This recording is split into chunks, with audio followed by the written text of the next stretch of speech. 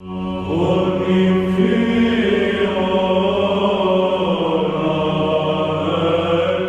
θεολογία της Εκκλησίας μας είναι εμπειρική.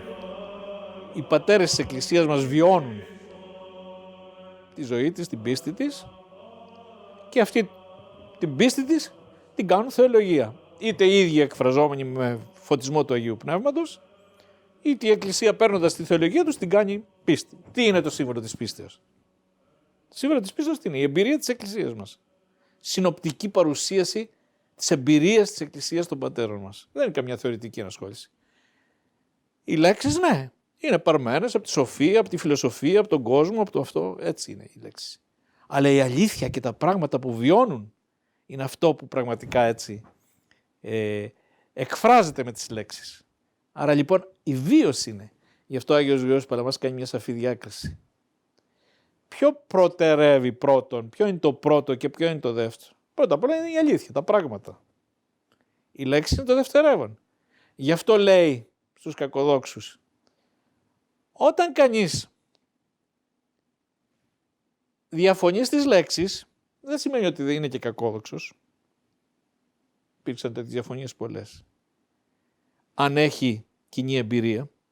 Γι' αυτό πολλές φορές λέει και οι κακόδοξοι χρησιμοποιούσαν λέξεις της γραφής. Παρά τα αυτά ήταν κακόδοξοι. Γιατί είχαν στρεβλή διάνοια. Στρεβλή διάνοια τι είναι? Η εμπειρία, αυτοί που δεν έχουν.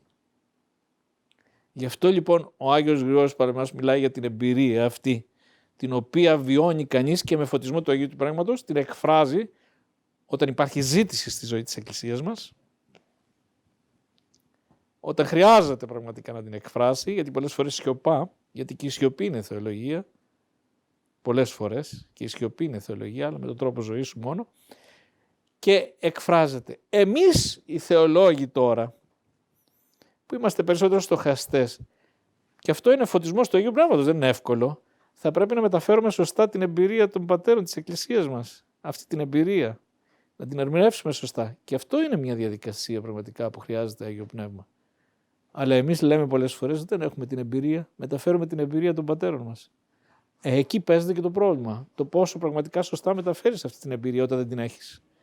Και υπάρχουν και οι θρασείς θεολόγοι, οι οποίοι με δικά τους κριτήρια αυτόνομα μπορούν και μιλούν για το Θεό, χωρίς κριτήρια πραγματικά εμπειρίας προσωπικής, ή όπως το λέω εγώ λίγο πιο λαϊκά, θεολογούνται σε ενοπνεύματι και όχι εν Αγίο Πνεύματι. Δεν είναι το ίδιο να πίνεις το ουισκάκι σου και να κάνεις θεολογία και το ίδιο να προσεύχεσαι και να θεολογείς επειδή φωτίζεις από το Άγιο Πνεύμα. Υπάρχει διαφορά.